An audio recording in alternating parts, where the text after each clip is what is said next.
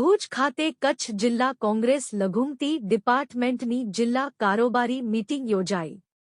ભુજ મધ્યે જિલ્લા કોંગ્રેસ કાર્યાલય ખાતે રાષ્ટ્રીય સંયોજક અખિલ ભારતીય કોંગ્રેસ કમિટી અલ્પસંખ્યક વિભાગ તથા ગુજરાતના પ્રભારી ઇન્સાફ અલી આઝાદની અધ્યક્ષ સ્થાને કચ્છ જિલ્લા કોંગ્રેસ લઘુમતી ડિપાર્ટમેન્ટની જિલ્લા કારોબારીની મીટિંગ યોજાઈ હતી।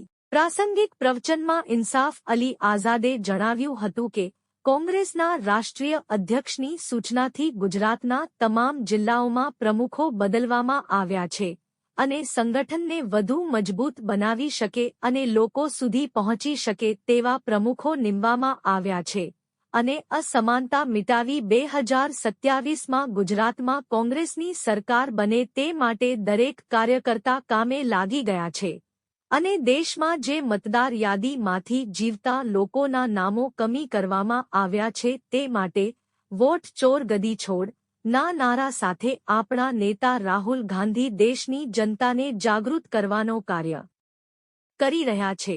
આ પ્રસંગે જિલ્લા લઘુમતી ડિપાર્ટમેન્ટના પ્રમુખ અશરફ શાહ સૈયદ, જિલ્લા કોંગ્રેસ મહામંત્રી રામદેવસિંહ જાડેજા, હાજી સલીમભાઈ જત, નવલસિંહ જાડેજા, જુમાભાઈ નોડે, અમીર અલી લોઢિયા, મામદ જુંગ, હુસેન રાયમા, રાણોભા જાડેજા વગેરે આગેવાનોએ સંગઠનને કઈ રીતે મજબૂત કરવું તે બાબતે પોતાના વક્તવ્યો આપ્યા હતા। આ મીટિંગમાં લઘુમતી ડિપાર્ટમેન્ટ જિલ્લા કારોબારીના કાર્યકરો બહોળી સંખ્યામાં ઉપસ્થિત રહ્યા હતા। શિરાજ મલેક સાથે કાસમ ખલીફા, ન્યૂઝ 11 ગુજરાત, મુન્દ્રા, કચ્છ। मैं इंजीनियर इंसाफ अली आज़ाद, एडवोकेट सुप्रीम कोर्ट, राष्ट्रीय संयोजक अखिल भारतीय कांग्रेस कमेटी अल्पसंख्यक विभाग एवं प्रभारी गुजरात एवं अखिल भारतीय कांग्रेस कमेटी अल्पसंख्यक विभाग का डिसिप्लिनरी कमेटी का मेंबर हूं। जैसा कि आप लोगों को विदित है कि मैं गुजरात का प्रभारी हूं और गुजरात प्रदेश कांग्रेस की माइनॉरिटी डिपार्टमेंट की जिम्मेदारी मेरे कंधों पर है। बहुत शुक्रिया अदा करता हूं आली जनाब इमरान प्रतापगढ़ी साहब का कि उन्होंने हमें यह जिम्मेदारी दी है। मैं पिछले 8 दिन से गुजरात प्रदेश का पूरे दौरे पे हूँ। बनासकांठा में था, महसाणा में था, मंडाली में था, कालोल हालोल में था, वडोदरा में था, कल सूरत में मीटिंग करके आज मैंने यहाँ भुज में मीटिंग की है। मुझे बहुत उत्साह देखने को मिल रहा है कांग्रेस के लोगों में। जैसा कि आप लोगों को विदित है कि राहुल गांधी जी द्वारा संगठन सृजन कार्यक्रम के तहत पूरे हिंदुस्तान का रिवाइवल किया जा रहा है, परिवर्तन किया जा रहा है, उद्धार किया जा रहा है, सुधार किया जा रहा है। जहाँ कोई कमियां थी तो हमने वहाँ के जिलाध्यक्षों को बदला। अभी जैसा आपको विदित है कि गुजरात प्रदेश कांग्रेस कमेटी के प्रदेश अध्यक्ष भी हमने बदले हैं। डॉक्टर अमित चावड़ा जी को नई जिम्मेदारी दी है, उनके कंधों पर गुजरात को की जिम्मेदारी हमने दी है। और जैसा कि अभी आपको विदित है कि आली जनाब राहुल गांधी साहब ने संसद में खड़े होकर गुजरात जीतने का जो वादा किया था, उस वादे के पीछे उनकी इच्छा शक्ति है, उनका विश्वास है, उनकी आत्मीयता है। और गुजरात में जो डेवलपमेंट रुका हुआ है, गुजरात में जो असमानता का भाव आ रहा है, उसको दूर करने के लिए राहुल जी द्वारा संगठन सृजन करके सभी जिलाध्यक्ष बदले गए हैं, प्रदेश अध्यक्ष बदला गया है और गुजरात में सरकार लाने की 2027 में पूरी तरह से आश्वस्त है। हम लोग उसके लिए कार्य कर रहे हैं और कांग्रेस का गली का, वार्ड का, ब्लॉक का हर कार्यकर्ता इस संगठन, इस काम में लगा हुआ है। कांग्रेस एक बरगद का पेड़ है, जितनी जड़ें इसकी बाहर दिखती हैं उससे कई गुना अंदर रहती हैं। और कांग्रेस की जो हालात आप डिस्कस कर रहे हैं कि कांग्रेस का कार्यकर्ता टूटा हुआ है या डिमोरलाइज्ड है, ऐसा नहीं है। कांग्रेस का कार्यकर्ता समय पर कांग्रेस की सरकारें बनाता है। लेटेस्ट में आपके पास जो सरकारें हैं वो झारखंड में हमारी सरकार है, हमारी सरकार हिमाचल में सरकार है, हमारी सरकार तेलंगाना में सरकार है। तो हमारी सरकारों की कोई कमी थोड़ी है। 700 से 800 के बीच में हमारे एमएलए हैं पूरे राजस्थान, गुजरात, ऑल इंडिया में काफ़ी सारे सांसद हैं हमारे पास। कांग्रेस किस मुद्दे पर कमजोर पड़ रही है? कांग्रेस सारे मुद्दों पर जो है वो जमीनी स्तर पर लड़ाई लड़ रही है, चाहे वो वक्फ का मामला हो, चाहे एनसीए का मामला हो, सीए का मामला हो। सभी मामलों में कांग्रेस जो है वो जबरदस्त तरीके से लड़ रही है, मुस्तैदी से लड़ रही है। वोट चोर गद्दी छोड़ का नारे का जो बात है, जहाँ तक ये नारा नहीं है, ये एक हकीकत है। दूसरी बात ये है कि राहुल जी ने ये सत्यापित किया है अपनी प्रेस कॉन्फ्रेंसेस में। आप लोग किसी भी तरह की मीडिया को से जाके और एनसाइक्लोपीडिया के तौर पे और उनके रिकॉर्ड में मीडिया लाइब्रेरी में तलाश कर सकते हैं कि राहुल जी की जो प्रेस कॉन्फ्रेंसेस हुई हैं उन प्रेस कॉन्फ्रेंसेस में उन्होंने स्पष्ट किया है कि कितने % वोटों की हमारी चोरी हुई है, कितने % जो जिंदा लोग हैं उनका नाम डिलीट करके उनके साथ कुठाराघात किया है, असंवैधानिक काम किया है। वोटर होना हमारा संवैधानिक अधिकार है। अगर हमारा वोट चोरी हो गया है या हमारा जिंदा होते हुए वोट अगर डिलीट कर दिया गया है तो ये असंवैधानिक काम है। तो एक तरह से ये वोट की हमारी चोरी हो रही है। इसको सीधे शब्दों में समझे, चोरी कह दें, डाका कह दें, नुकसान कह दें, इस तरह से आप इसको ले सकते हैं। एक रोज संगठित रहो, समर्पित रहो। आज रोज कच्छ जिल्ला कांग्रेस लघुमती डिपार्टमेंटની કારોબારી જે મીટિંગનું આયોજન કરવામાં આવ્યું એની અંદર દિલ્હીથી ખાસ અમારી સાથે અહીંયા આપે જોયું કે આપણા એડવોકેટ ઇન્સાફ અલી આઝાદ સાહેબ જે ગુજરાતના પ્રભારી છે અને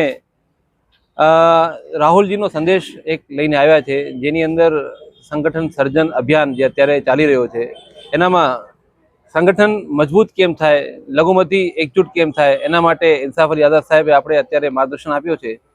खास करीने जे तालुका अने शहरों, ब्लॉक अने वोर्ड विस्तारों जे छे एनी अंदर आपणे बूथ लेवलथी आपणे लोकोने जोड़वानुं काम करवानुं छे। दरेक बूथोनी अंदर, दरेक वोर्डनी अंदर, दरेक पंचायतोनी अंदर आपणे अहींया जे माइनोरिटीना सभ्यो छे ए आपणे निमवाना छे।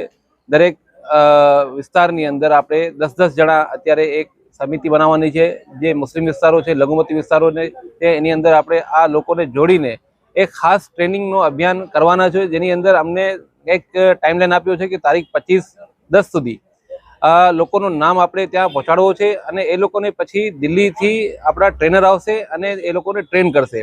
જે આવનારી તાલુકા પંચાયત, જિલ્લા પંચાયત, મહાનગરપાલિકા, નગરપાલિકાની અંદર જે ચૂંટણીઓ છે એનામાં માઇનોરિટી સંગઠન કેવી રીતે કામ કરે એના માટે અમને ખાસ એક ટ્રેનિંગ આપવામાં આવશે અને એ ટ્રેનિંગ માધ્યમથી પછી અમે લોકો એ જે રાહુલજીના નિર્દેશ હશે, પાર્ટીના જે નિર્દેશ હશે અને ખડગેજીના જે નિર્દેશો હશે એના ઉપર જે અમને ઇમરાન પ્રતાપગઢી સાહેબ અત્યારે જે અમારા રાષ્ટ્રીય ચેરમેન છે કે લઘુમતી કેમ મજબૂત થાય અને લઘુમતીના લોકો કેમ પાછા કોંગ્રેસ પક્ષ સાથે જોડાય એ એક અમારો મેઇન હેતુ છે।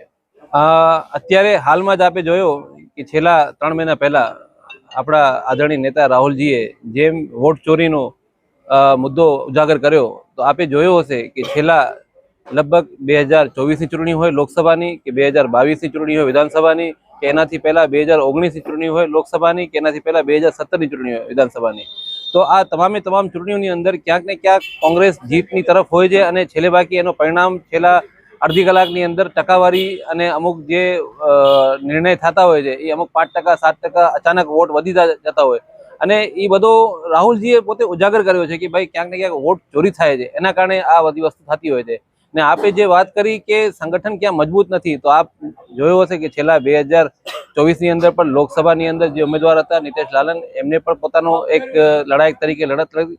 એનાથી પહેલા 2022ની અંદર પણ જે પણ ઉમેદવારો હતા માઇનોરિટીની અંદર આપણા મોહમ્મદભાઈ જુંગ હતા જે સામાન્ય લીડથી હાર્યા છે, કંઈ મોટી લીડથી નથી હાર્યા। જે આ થઈ શકે છે એની અંદર કે આ વોટ ચોરી મુદ્દો એમને પણ ક્યાંક ને ક્યાંક નડ્યો હોય અને 2-5 હજાર વોટોનો જે તફાવત આવી છે તો આ કારણે આપણે હાર મળી હોય કે આપણે આમ ન કહી શકીએ સંગઠનની અંદર કોંગ્રેસ પાર્ટીના જે નેતાઓ છે, જે કાર્યકર્તાઓ છે એ લોકો લડત નથી કરી। લડત તો બધાએ કરી છે પણ ક્યાંક ને ક્યાંક અત્યારે જે રાહુલજી ઉજાગર કરી છે વસ્તુ, કેમ કે ખુલ્લો અત્યારે મહારાષ્ટ્રનું પરિણામ જે આપણે જોયો છે વિધાનસભાનો એની અંદર આપણે જોયું કે રાહુલજીએ જોયું કે આ છેલ્લે પરિણામ આખા ફરી ગયા, ક્યાંક કોંગ્રેસ તરફી પરિણામ હતો અને ક્યાંક બીજેપીના ફેવરમાં પરિણામ આવી ગયો। તો આ વોટ ચોરીના મુદ્દે જ અમે આ ખાસ આજે જે કાર્યક્રમ રાખ્યો છે અને જે અમને નિર્દેશ મળ્યા છે ઉપરથી એના ઉપર અમે આ સહી ઝુંબેશ 5 કરોડ જે અમે સહી કરાવશું કચ્છમાંથી મેક્સિમમ લઘુમતી ડિપાર્ટમેન્ટ સહી કરશે અને તમામ સેલ પાક અને જે બધા ડિપાર્ટમેન્ટો છે એ સહી કરીને અમે જે અમને ગાઈડલાઈન મળી છે એ પ્રમાણે અમે આગળ વધશું કામમાં। બહુ સારો આપનો પ્રશ્ન છે કે ખાલી માત્ર હોદ્દા લેવાથી કંઈ થતું નથી। આપ જો હોદ્દા લો તો ખરેખર આપને ગ્રાઉન્ડ ઉપર કામ કરવું પડે અને હું જિલ્લાનો પ્રમુખ, જિલ્લાનો ચેરમેન તરીકે તો પણ મારી પણ ફરજ છે કે ગ્રાઉન્ડનો નાનામાં નાના બૂથનો મારે જવાબદારીથી કામ કરવાનું અને તાલુકાના પ્રમુખ હોય કે શહેરના પ્રમુખ હોય અથવા જિલ્લાના જે સમિતિની અંદર જે પણ લોકો છે એ લોકોને પણ ગ્રાઉન્ડ ઉપર કામ કરવું પડશે, અને જો ગ્રાઉન્ડ ઉપર કામ નહીં કરે તો પાર્ટી એના ઉપર સખત એક્શન લેશે. અને રાહુલજીએ ચોખ્ખી વસ્તુ કીધી છે કે અમને રેસના ઘોડા જોઈએ છે, નાચવાવાળા ઘોડા અમને નથી જોતા. તો રાહુલજીનો નિર્દેશ છે કે જે કામ ન કરે એને કાઢી મૂકો અને નવા ચહેરા જે કામ કરે એને હોદ્દો આપો એને.